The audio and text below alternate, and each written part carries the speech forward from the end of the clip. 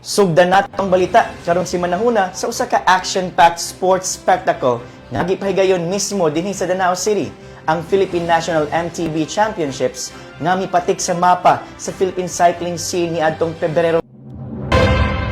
Ang pinakamaayong mountain bikers gikan sa nagkalain-laing bahin sa Pilipinas nagtigom sa Danasan Eco Adventure Park di nahimong thrilling battleground ang technical nga trail of breathtaking landscape sa Danao.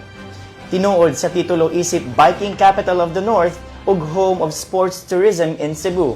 Malipayong giabi-abi sa Danao City ang mga national athletes nga nagpasundayag og kusog, kahanas ug determinasyon sa mga kategorya nga Cross Country Olympic o XCO, Cross Country Eliminator o XCE ug Downhill Individual DHI.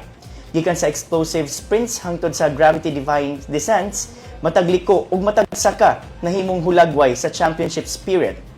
Ug usa ka dakong garbo sa dakbayan, ang atong kaugalingong cycling queen Shane Yao Yao nga misila pag-ayo sa kompetisyon ug midominar sa women elite categories sa XCO ug XCE nga naghatag og dugang dungog sa Danao City sa national stage.